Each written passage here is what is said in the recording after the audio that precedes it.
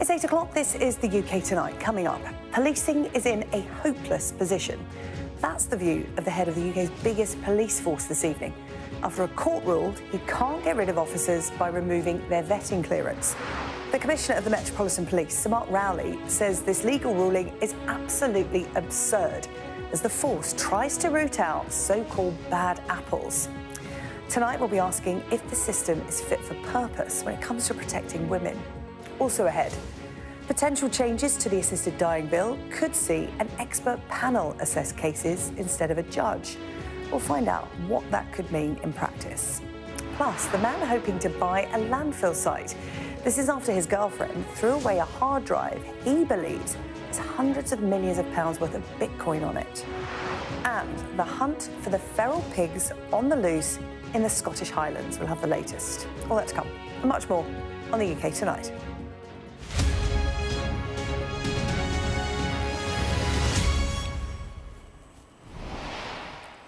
Now, when he took over as Commissioner of the Metropolitan Police in the wake of a series of scandals involving rogue officers, Sir Mark Rowley promised to root out the bad apples from the force. But today, a court has ruled that officers who are facing unproven allegations, which have led to their original vetting clearance being removed, cannot now be legally sacked. It's a decision Sir Mark says is absurd, and he's called on the government to take urgent action to change the rules around officers' vetting. We can cross live now to Scotland Yard and our crime correspondent Martin Brunt, who's been following this story for us today. Martin. When the Commissioner took his job in 2022, after ensuring that the Queen had had a funeral that went without a hitch, he made it clear that his big thing was to restore public confidence in the policing, and principally that was going to be done by rooting out bad cops. But he said at the time that he needed tougher new laws, so he looked to politicians to help him out. Now, anybody who's read the crime novel that the Commissioner wrote just before he took that job knows how rude he can be about politicians. And today it was a bit like life imitating art, because the first thing he said was that for more than 20 years, police chiefs like him had been urging politicians to give them tougher laws to help them get rid of those bad apple cops. The MPs, he said, had promised action, but they hadn't delivered. And today he suggested that it was their fault in not delivering on their promises that made that court decision go against him. He'd been trying to implement what he suggested was a weak law. This is something of what he said. We now have no mechanism to rid the Met officers who are not fit to hold vetting. Those who cannot be trusted to work with women, or those who cannot be trusted to enter the homes of vulnerable people. It is absolutely absurd that we cannot lawfully sack them. This would not be the case in other sectors where staff have nothing like the powers comparable to police officers. Well, the Home Office has responded, if not with actions, then with encouraging words, saying that it was acting rapidly to introduce the new laws that Sir Mark wants. But he did say that he is going to appeal today's court decision. Martin, thank you. Martin Brunt there with the latest from Scotland Yard. Well, I'm joined now in the studio tonight by Zoe Billingham, former Inspector of Constabulary. Zoe, good to see you. Thank you for coming into the studio to talk about this. Absurd is the word that Sir Mark Rowley used today. I can think that a lot of people at home will be using similar, maybe stronger words, because the Met were a police force. Many police forces in the UK told to clean house, throw out the bad apples, and they went back through files, retrospectively applying new, stronger vetting guidance to officers who had complaints and accusations on file. I mean, we're talking about serious allegations here, aren't we? We're talking about sexually violent crimes. A number of them didn't meet this new criteria, seen as not fit to be police officers today, but a judge has said, you can't do it like that. Why? I know it does seem extraordinary, doesn't it? Because, you know, we've seen these terrible cases of Wayne Couzens, David Carrick, you know, police officers offending in plain sight. And people like me have been coming on to your programme and saying the police have just failed to join the dots. There were red flags and warning signs for all of these people before they committed horrendous offences, and the police should have had in place vetting arrangements that rooted them out, that managed the risk of those people before they went on to commit these crimes. And that's precisely what Sir Mark Rowley has done. At an industrial scale, he's introduced a scheme to actually go back through all sorts of records to make sure that corrupt officers have no place in the Met. And now we've got this judgment today that's applied the law quite rightly to find that there's a massive loophole in the law that means that you can't move someone out of policing just because they failed vetting, and that's what really needs to change now urgently. Otherwise it's a disaster for public trust and confidence. Yeah, it's important to say that the officer who brought about this legal action, the man at the centre of what's happened today, had his vetting removed. However, he took on this legal challenge because he's always denied the allegations against him and was never charged. In fact, the Metropolitan Police Federation came out today and they touched on a point that you brought up there, saying that the Met Police must recognise the law, and it goes without saying, operate within it. There is a clear gap in the law here that only the government can rectify. Is this now an urgent matter for this Labour government? Because the Conservative government before were talking about, you know, beefing up the legislation around this, but of course then there was a general election. Yeah, absolutely, and I think it has been a series of unfortunate timings in that regard, and I'm certain it will be the top of the Home Office, the Home Secretary's to-do list now, because right now what we have is a position where the Metropolitan Police Commissioner knows that there's officers that have no place in policing, but he can't do anything with it. He's got them home on full pay. They're not doing anything. He can't put them into back office jobs because there's a potential that that will impact on their colleagues. So absolutely, this is a real political imperative so that trust and confidence in policing, which is at rock bottom, particularly for women, is restored. Because if we don't have that, then people won't come forward to the police and the rule of law will begin to diminish. Yeah, currently 39 officers who have had their vetting removed remain on paid leave. These are numbers from the Met Police. 96 were either sacked or resigned.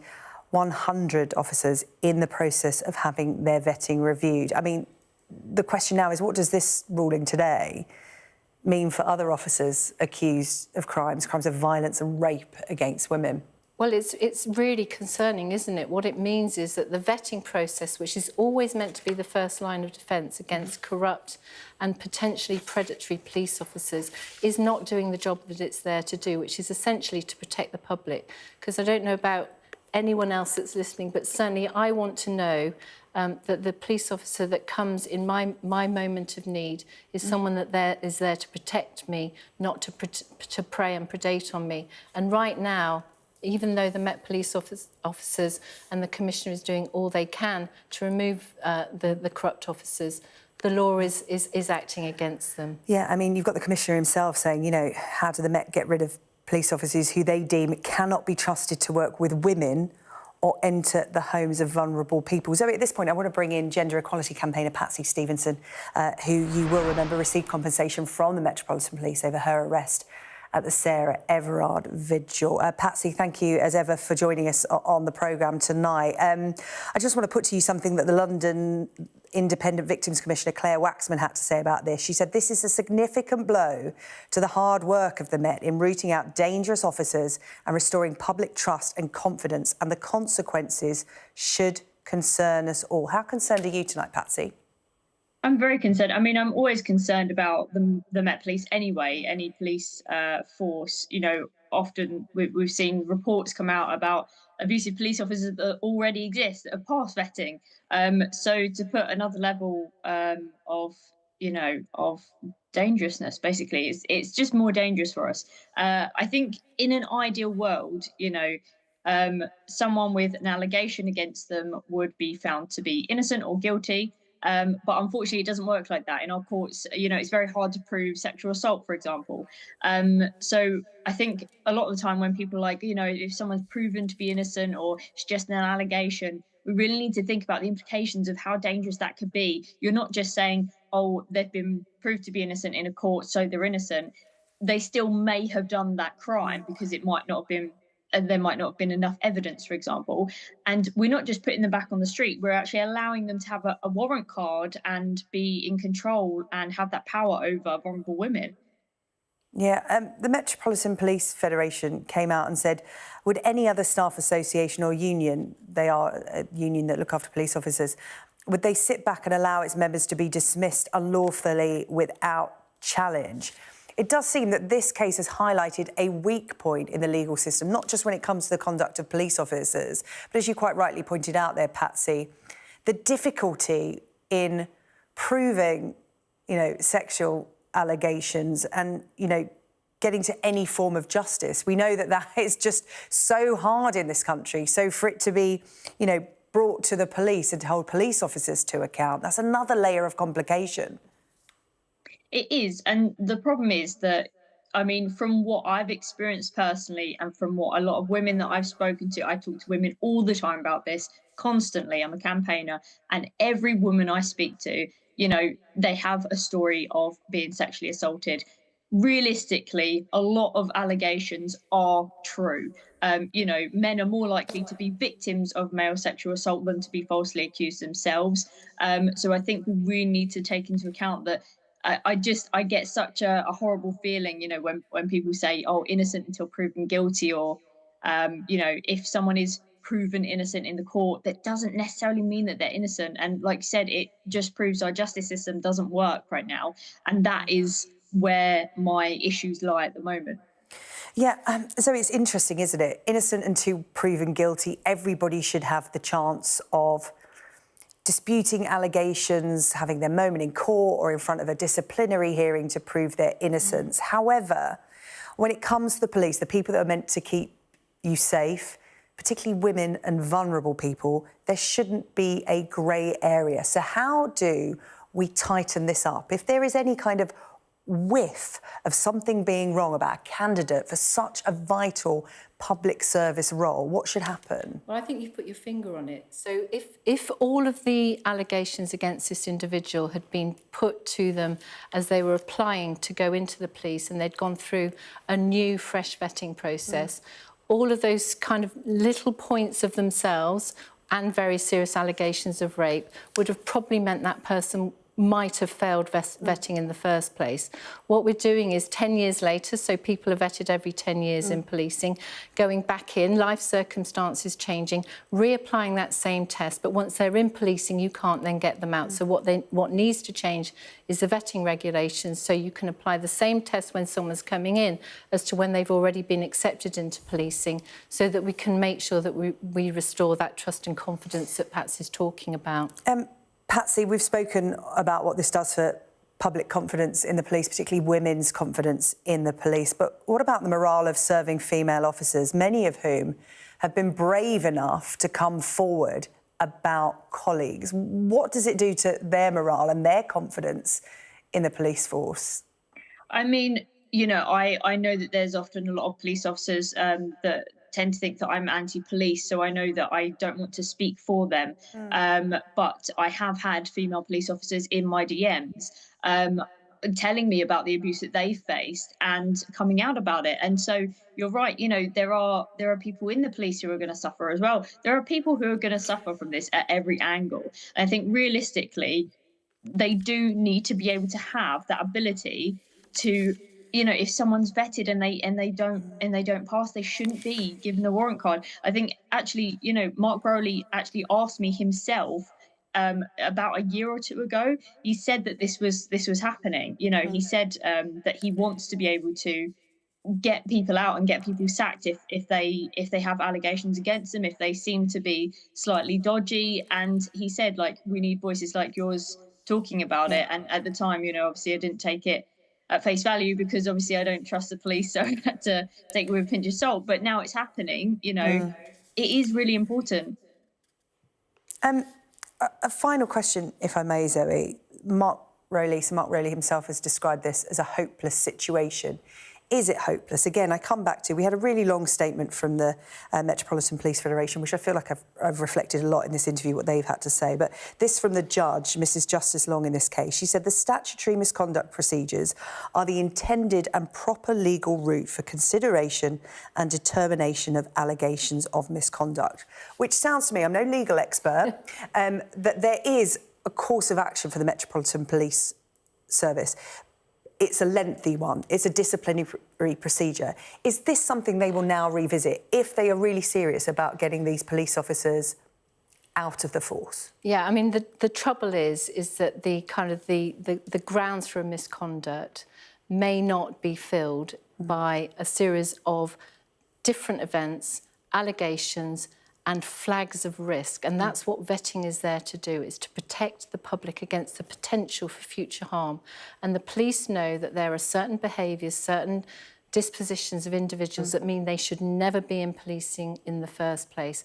And vetting is there to protect against future harm. Misconduct is there to actually kind of punish, if you like, for acts that have happened in the past. And I think that's where this case has fallen apart, if you like, is vetting is a first line of defence to protect the public against predatory police officers. They have really strong powers, as Patsy said. So the way forward is to change the vetting regulations so that if someone fails vetting when they apply to become a police officer, they don't become a police officer. And if they fail whilst they've already been employed as a police officer, then that in itself is sufficient grounds to remove them from policing and protect the public. OK, so the ball is now in the court of government to tighten up this regulation and make the changes as soon as possible.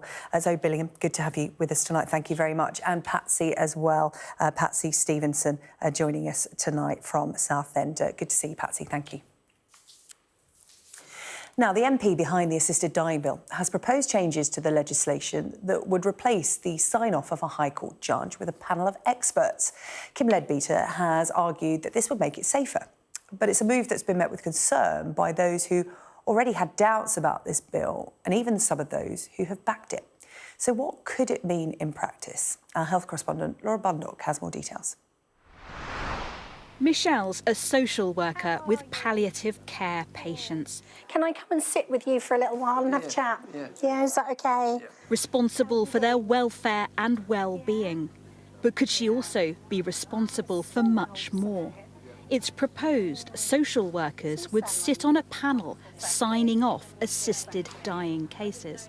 I think we've said from the start it should be a multidisciplinary team.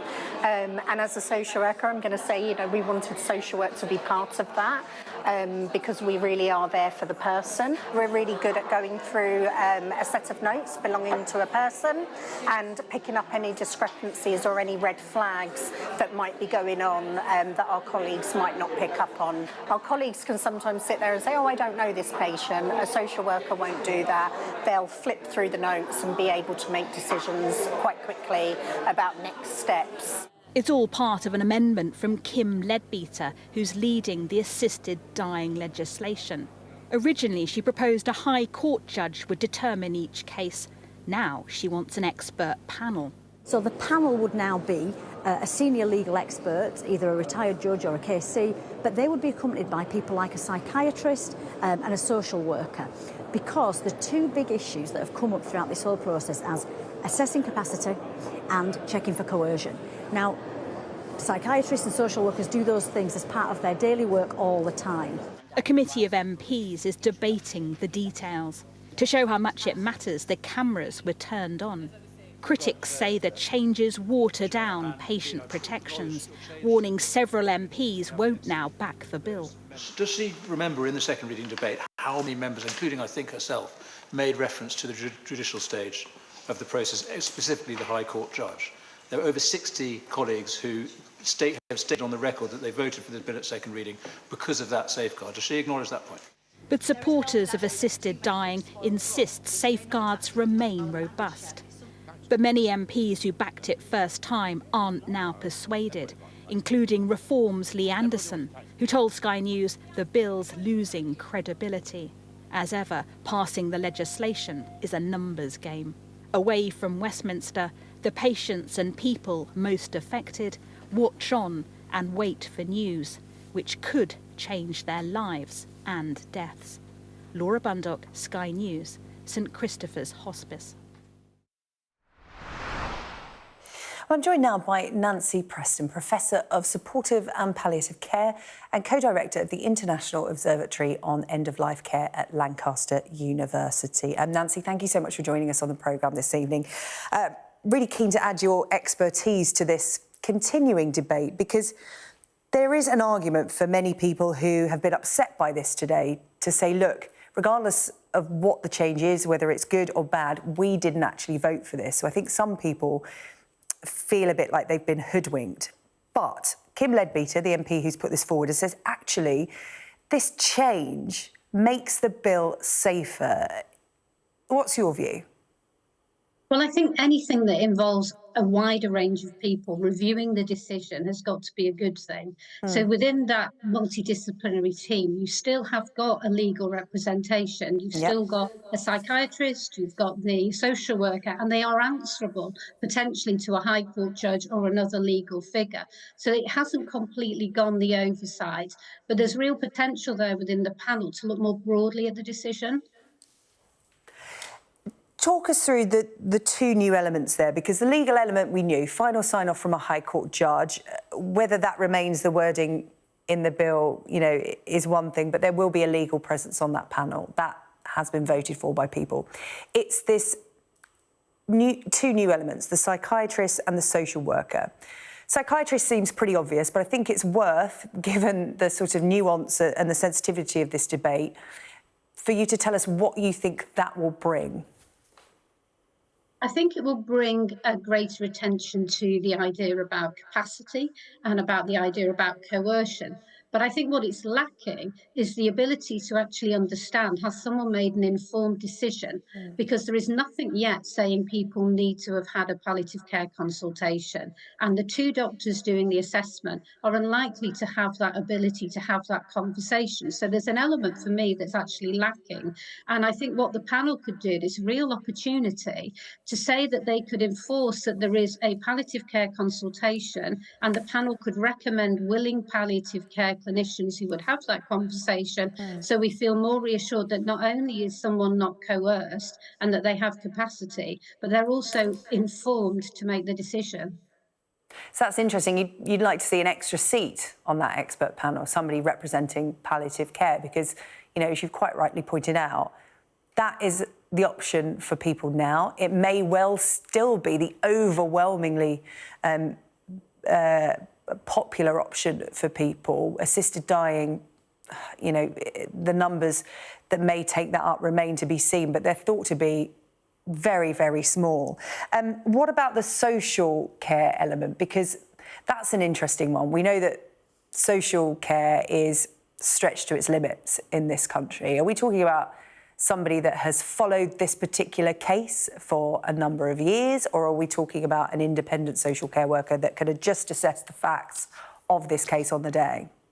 I think they would be assessing the facts of the case on the day. So they would be receiving reports from what we understand it. So it'd be very reliant on the expertise of the two doctors doing the assessment. And again, this could be where the panel could be strengthened so that they ensure that the people doing those assessments have been trained in how to do those assessments, in how to talk about palliative care, and how to work out, is somebody got everything in position that could actually make them feel life is worth living? Because we often don't know what is the tipping point about when someone actually enacts an assisted death. What has happened for that to happen? This panel system isn't a new idea. You know, this hasn't just come up in the UK. This is implemented in Austria, for example. How successful has that been there? What was the reaction when that was first introduced? So they have a limited panel there, which is a legal oversight. So it's not a High Court judge. But even within countries like Switzerland, they might have a hospital panel where the decision is reviewed by other clinicians, maybe directors of a service, but also an ethicist. And again, in some of these places, we've suggested in our ideas about a panel, and we suggested a panel maybe a couple of years ago, that maybe an ethical review also could be part of it. There's been sort of panels in other countries, and actually, I think one of the things Kim Leadbeater has said, that this had the safeguards. This was the most safeguarded bill in the world. Well, actually, by enhancing that panel, it really could be that strong, because you would be looking at various elements which go beyond any assessment so far in the world. This has been described as a once-in-a-generation opportunity. This is, you know, such a sensitive and emotive debate. It has been described today and, you know, in the lead up to today as rushed and ill thought through. Others say it is time and as safe as it can possibly be. What's your feeling tonight, Professor Nancy Preston? I think the bill was developed as a private member's bill. That was always going to be challenging. And I think given it's a private member's bill, she's done as good as she could with it. And now it's going through this line-by-line review. And this is the opportunity to change it and modify it. I think everyone would have rather this was a government bill that had impact assessed before it. It's highly unlikely, I guess, that any government's going to do this. Maybe they will if this bill doesn't get through this time. But I think this is why this committee stage is so vitally important, that they really do explore all the safeguards to make this as safe as they possibly can. Anything else that you would like to see in there? We've talked about a palliative care representative to have that voice on the panel, to make sure all options have been explored. Is there anything else that you feel is missing? I think the other thing that's missing is support for the person going through the process and support for the relative and the bereaved relative. And I think at the moment, a lot of the focus is on the person who requests the assisted death. But we know from our research that the bereaved family have their own issues to deal with. And sometimes that's quite a positive experience. But sometimes if this is secret and a secret act, that can cause problems to the other family members. So I think what we would like to see, again, the panel could direct people to support services. They might be through Right to Die associations, they might be through the NHS, but also bereavement support services. And again, that would be really new in the world. There's very little about bereavement support for family carers. And I think this panel could become a real conduit to make all this happen. Professor Nancy Preston, co-director of the International Observatory on End-of-Life Care at Lancaster University. Really good of you to join us tonight and appreciate the benefit of your expertise. Thank you. Thank you. Still to come here on the UK Tonight. Police in France reveal more details about the deaths of a British couple last week. And the Princess of Wales meets a group of mothers who are raising their babies in prison. Plus, Sir Keir Starmer and the £100 million Batcave. We'll be finding out the Prime Minister has picked a fight he can't win.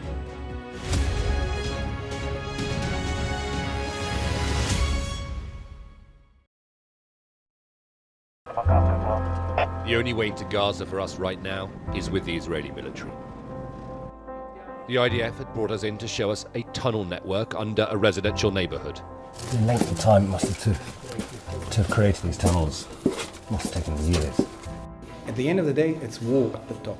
It's war down here. I'm Alistair Bunkle, Sky's Middle East correspondent based here in Jerusalem. As we were filming, there was a gun battle in the next street. This neighbourhood, the Israeli military say, was the stronghold of Hamas's Rafah brigade. It was just after 6:30 a.m. when the first shots were fired. I remember everything. It was a day that I don't think I'll ever be able to forget. There's no moon, perfect conditions for smugglers and human traffickers trying to move fuel, weapons and people. The valleys in between, they're some of the main smuggling routes. After days of negotiation, a major smuggler here has agreed to meet us. The families that we've spoken to are people who have died trying to cross into Europe. They say you're a murderer. Are you a murderer? No. Sky News. Get the full story first. Begum was 15 when she left East London with 2 school friends to join Islamic State in Syria. Do you feel that you have committed a crime to the extent that you should serve time in a British prison? I mean, I feel like the only crime I committed was coming here. If you can't take the heat, get out of the kitchen. I can take the heat. The second thing that Harry Truman said, was in politics, if you want a friend, get a dog. My children will love a dog. In Tel Aviv, a constant streak of interceptions filled the night sky as waves of missiles came in. It appears to be a very, very large and sustained attack on Israel. I saw police being forceful, pushing young men and women to the ground as they made almost 100 arrests. Will the cold affect your voters? Well, we have a lot of tremendous support. Free wherever you get your news. The people here know that worse storms may well be on their way. I'm Martha Kellner and I'm Sky's US correspondent based here in Los Angeles. French police say a British woman who was found dead last week had suffered several head injuries and her husband was found hanged nearby with no visible defence injuries. They're investigating whether the deaths of Dawn and Andrew Searle are the result of a murder-suicide or if a third party was involved. Well, the couple moved to Les Pescaires in the south of France around a decade ago. Our Home Affairs reporter Henry Vaughan is there for us tonight. Henry, we've seen a lot of details today. What have we learnt? Hi, yes, Jen. Yes, these deaths of Andrew Searle and his wife Dawn have really shocked the community here in the south of France, where they've lived for about 10 years. They're retired expats, British expats, very popular here. And today's the first real time we've had any official information from the authorities here. So what we've learned today is that a neighbour called police at just around lunchtime on Thursday, 12:57. And when the emergency services arrived at their home, they found Dawn outside with head injuries, and she was partially clothed, and she was next to a box of jewellery. When they went inside, they found Andrew. He was hanged, and he had no visible defence injuries. Police also believe some kind of search had been conducted in the house, and they found some cash in the couple's bedroom. They carried out a post-mortem, and we got the results of that today. So Dawn, they believe, has died from several head wounds, believed to have been caused by a blunt object, but they haven't actually found a weapon that could have caused these injuries. And Andrew has died by hanging. So the investigation is still ongoing. We still don't really know what happened. As you said, they're still looking into whether this was some kind of domestic murder followed by a suicide, or was there a third party involved? Was it a double murder for some kind of financial motivation, a burglary, or perhaps linked to one of the couple's past? So we're no closer really to knowing what happened, although we do have extra details. Henry, thank you so much. Henry Vaughan there with the latest for us in France tonight. And if you've been affected by the story we were talking about there, you can contact the Samaritans at any time. 116123 is their number, or you can email joe@samaritans.org. The details on your screen there. The Princess of Wales today met a group of mothers who are raising their children in prison. Catherine was visiting a style prison in Cheshire, which contains a mother and baby unit, a separate living area where women are helped to care for their children by specialist staff. The unit is run by Action for Children, of which the Princess is patron. And it's great that you're looking at the mother's well-being alongside it, because actually, you know, whilst it's important to sort of look at the baby's needs and focus on the baby, actually for that baby, the best thing for it is to have a mother who is also equally well supported, and particularly around well-being and their own emotional needs, especially if they've experienced trauma. Yeah, absolutely. Still to come on the UK tonight, I'm going to speak to the man who is considering buying his local landfill to try and find £600 million worth of Bitcoin. And fans and footballers turn out for the funeral of Manchester United legend Dennis Law.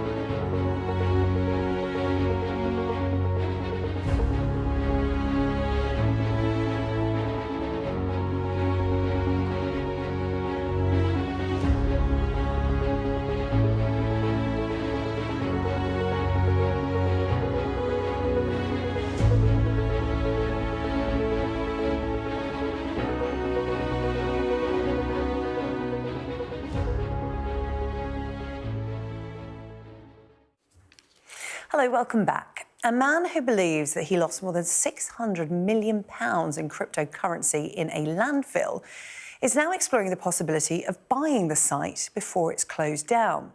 James Howells says his ex-girlfriend accidentally threw out a hard drive containing thousands of bitcoins back in 2013. He thinks the hard drive is somewhere in his local tip in Newport, but the council is planning to shut and seal the site, which would almost certainly end his hopes of finding his fortune. And he has been trying to find his fortune for quite some time, over a decade now. James joins us live from Southport. James, good evening to you. Hi, good evening. Thank you for having me. Well, listen, I mean, there's a lot of money at stake here, so it's no wonder you've been pursuing it for over a decade now. It's worth taking us back to when this all started, back in 2013. What happened? How did you lose this Bitcoin? I was involved in Bitcoin very early on in 2009. I was one of the first miners involved in running the network. Managed to amass a stash of 8,000 coins in a short amount of time, and they stayed on my hard drive for a number of years. At some point in 2013, then I had a clear out of my equipment, and in a case of mistaken identity, the wrong hard drive was placed into the black bag, unfortunately. And the rest is history, as they say. Yeah, 8,000 coins at the time. So what was the original investment for those who don't understand Bitcoin? I didn't actually pay anything for Bitcoin. I was involved so early that there wasn't actually a price at the time. So effectively... So this was 8,000 coins at no cost to yourself, and it's now estimated to be worth over a decade on... Yeah, it's approximately £625 million today. Right, OK. So this is where it begins, your search for this hard drive. Initially, because this has been going on for a long time, I've actually followed this case for a number of years because it keeps popping up, your repeated legal battles with the local council. Talk us through that, because you've been to them a number of times to try and get access to search the site yourself. Yeah, well, ever since this first happened in 2013, I've been attempting to have an amicable and sensible conversation with the leaders of Newport City Council to see what we could do to attempt the recovery operation. At no point have they ever had a sit-down face-to-face conversation with me, unfortunately. Basically, that's led to me having to take legal action against Newport City Council towards the end of last year in the High Court. And as many people will know, that was recently thrown out of court at the first stage. I'm currently in the process of appealing that decision in the Court of Appeal. I believe I have 6 or 7 very good grounds to appeal that decision. Points of law, not just my opinion. So I believe that I will win the appeal case. I'm very confident, and I believe that we should take this case to a full hearing. So all of the evidence and all of the information and specialist advice that I've received from data recovery experts, from landfill remediation companies, from environmental companies can be presented to the court rather than swept under the carpet, as it feels it was in the original High Court case. Because all you've ever wanted is access, the chance to have a look for it. How big is this site? Give us an idea of the level of search you're willing to take on to find this. Probably 4 or 5 football pitches in size for this particular landfill. It's approximately 30 metres deep. There is a corner of the landfill where we've identified, we believe, the hard drive to be. So if we were granted permission to perform a targeted search in that specific area at no cost to Newport City Council, we would be able to do that. Unfortunately, they haven't had a sit-down conversation with us to learn any of the facts and details behind the scenes. And I'd very much still like to do so. Yeah. You know, I'm in the Court of Appeal at the moment, appealing the original decision. I've recently found out over the weekend that Newport City Council intend to close the landfill, which was quite a surprise. This you think is your in? This is what you think is your in? Explain that. On one hand, it was quite a surprise because Newport City Council, as part of our legal case, explained to the court that it was detrimental to the people of Newport to close the landfill site. That is what they used in their arguments against myself. Then 2 weeks later, it turns out they were planning to close the landfill site anyway. Yeah. So, I mean, that is going to form part of my Court of Appeal process. the landfill site being closed could potentially open up the possibility of purchasing the landfill in the long run, but Newport City Council haven't indicated they'd be willing to sell it at very early stages. I'd be willing to negotiate with them. I believe that I can raise the funding in order to purchase. And you're talking about millions of pounds, aren't you, to buy that site? Yeah, it's going to be a very costly exercise. What do you think a price would be? What are you willing to pay to sort of try and find this hard drive? It's going to be it'll be tens of millions. Tens of millions. I mean, Newport Council purchase, excavate, and remediate that landfill to its original condition. Yeah, it's going to be a costly exercise, but it's. You must be pretty confident you can find it then, because as I said, you know, this started back in 2013. It's now 2025, so 12 years on. How confident are you that this, not just that this hard drive is there, but that it will still be viable when you find it? Well, the data doesn't just delete itself from a hard drive. And if but like, what condition will it be in? I'm no tech expert, so I'm asking from a point of no knowledge. I'm very sure will be destroyed, will be rusted, will be damaged, will be etc. But the way that the data is stored on a hard drive is on what is called a platter. Most people will recognise it as a mini disc or a CD. That is where the data is stored. Now, the reason why I'm so confident that I can recover this critical data is because I'm on a multi-gigabyte hard drive. The data that I need to recover is only kilobytes in size. It is literally a pinprick of data on a whole CD. It's literally a needle in a haystack you're looking for. We are looking for a needle in a haystack, but this particular needle is very, very valuable, and I'm willing to search every single piece of hay in order to find the needle. So eventually, it's going to happen one way or another. Listen, James, good luck with your search. Newport Council won't talk to you. They won't talk to us either. We have got in touch with them tonight to ask for a comment on this, and they said that they have nothing to say. We will follow your legal challenge. We'll see if they have nothing to say to the Court of Appeal in a few weeks. Indeed, we will, James. We will continue to follow this story. Good luck with it. That's James Howells there. Thank you very much. Bitcoin owner who is setting out to reclaim that Bitcoin. There is somewhere in a landfill in Newport. Good to have your company tonight, James. Thank you. No problem. Now, footballers and fans gathered in Manchester today to say farewell to Manchester United legend Denis Law. Law, the only Scottish player to ever win the Ballon d'Or, died last month at the age of 84. His funeral cortege passed Old Trafford at lunchtime for a service at Manchester Cathedral, attended by former United manager Sir Alex Ferguson and the current boss, Ruben Amorim. Our North of England correspondent Shinky Marike has this report. Astonishing opportunist Denis Law sprang up to head it past Banks. One of British football's greatest goal scorers. To fans, Denis Law was simply known as the King. So many of those goals were scored here at Old Trafford, where Law began his final journey, with a procession starting at the ground where he is immortalised alongside two other legends. Sir Bobby Charlton and George Best, a group they call the Trinity. Those here at Manchester Cathedral to pay their respects included other figures from Manchester United's footballing fraternity, past and present. It was amazing courage, and I think that is why maybe the fans called him the King. You know, because when you're watching games of football, you want to see players who are prepared to give everything, and he gave everything in a football match. I was quite fortunate at some point to work quite a lot with him, and he was just a fantastic man, but he was also so funny. I think in the service everybody said about how many charities he supported, how popular he was with people because he was such a great mixer. And then, like we say, you know, he was a fantastic footballer. Law kicks over his head and it's a goal. Law, who died last month, was known for his instinctive finishing in front of goal. Small in stature, but a footballing giant who still holds Scotland's goal-scoring record. Irish goalie Pat Jennings couldn't have stopped this one from Denis Law. Scotland. The only player from the country to be named Europe's best. In this famous footballing city, Denis Law was a unique figure who played for both Manchester United and Manchester City, admired by both sets of fans on both the red and blue halves of Manchester. He epitomised what United was about. You know, the excitement, the preening on the pitch, you know, when he'd scored. Whatever generation you want, you pay your hard-earned money to go and see footballers like Dennis entertain you, and he did entertain.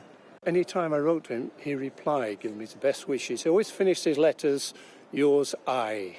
And I've never forgotten that. So much of football is now about statistics and numbers, but some players leave legacies that go deeper.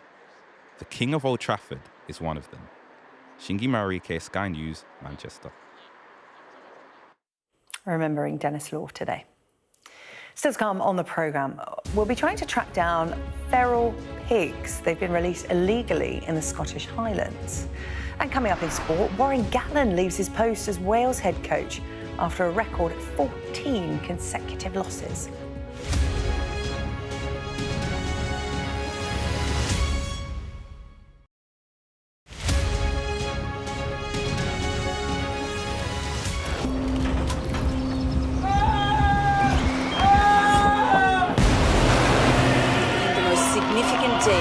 This conflict. They keep telling us that they want aid. And this is what's left of it.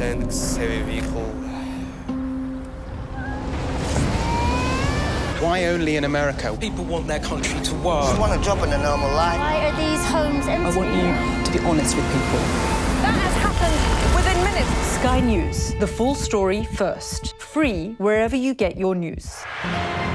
I'm James Matthews and I'm Sky's US correspondent, based here in Washington, D.C. I've covered some of the biggest stories in the world. I'm Deborah Haynes, Sky Security and Defence Editor. I've covered Russia's full-scale war since it began, witnessing the terror and the trauma. I'm Stephen Murphy, and I'm Sky's Ireland correspondent based here in Dublin. Sky News, get the full story first. I'm Martha Kellner and I'm Sky's US correspondent based here in Los Angeles. Getting the chance to tell people's stories, it's a privilege. I'm Adam Parsons, Sky's Europe correspondent based here in Brussels. I'm Dan Whitehead, Sky News' West of England and Wales correspondent. Sky News, get the full story first, free, wherever you get your news. Our app gives you the very best of Sky News wherever you are. Breaking news, videos and analysis. Evidence of the crisis. Podcasts, watching us live. I'm live in Jerusalem. Wherever you get your podcast. All in one place and all at just the touch of a screen. The Sky News app. Get the full story first. The Premier League is exclusively on Peacock. Two of the league's biggest clubs find themselves at the wrong end of the table. And the mood turns extremely sour. Desperately chasing a win to turn their season around. It's a beautiful finish. Tottenham Hotspur. To Eriksen. Back towards Amma. Manchester United. This is the Premier League. February 16, only on Peacock.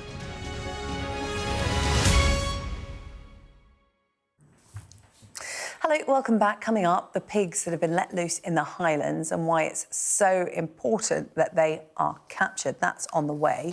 But first, Teddy Draper is here with the sport. And Teddy, when I saw, it was on a big screen up on the wall, Wales hosting a news conference, Wales RFU hosting I didn't expect this news because Warren Gatland going, their head coach, in the middle of the Six Nations, in the middle of a massive tournament. I mean, I know he's been struggling. I know he's up against it. But that's not usual, is it, for a coach to go in the middle of a big tournament? That is a surprise. I think the history, the idea that he would leave the role, perhaps not a surprise, given it was a record 14th straight loss at the weekend. Worst run in 144 years for Wales. I think Mike Ruddock left during the Six Nations back in 2006. But if you actually think about it, the fact that it's 2 games into a 5-game series, but they did lose in Italy. First time they'd lost there for 18 years, coming off the back of a wooden spoon. We were talking about that off air last year's Six Nations. And a real change of feel for Warren Gatland. They say never go back, don't they? I think Everton football fans, I think David Moyes is doing a good job of proving that wrong at the moment. But for Warren Gatland, it's 3 Grand Slams in his first stint, 2007 to 2009, a couple of World Cup semi-finals, also a run of 14 straight wins as recently as 2019. But after just 6 wins in 26 games, he decided, and I suppose that is the surprise, maybe the relief, that Warren Gatland decided to ring the Wales Rugby Union, Abby Tierney, the CEO, to announce his decision that he'd kind of had enough. And we can hear from Abby Tierney now. I think there was a mounting sense that it wasn't working and that something had to be different. And up till now, Warren has always felt that he was the right person to make that change and to take the team forward.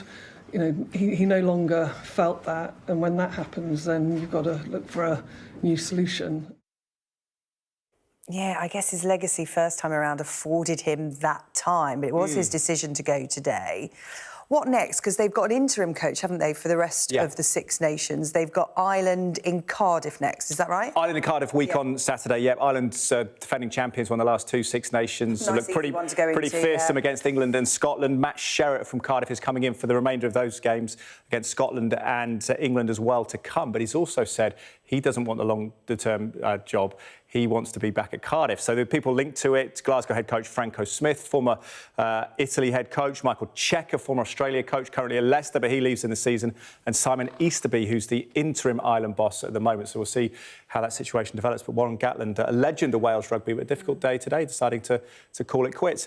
That is the rugby. It's a busy night of football, some big games, including for Pep Guardiola, Manchester City's boss. More in a second. Staying connected is vital for business. Sky Business sponsors this report.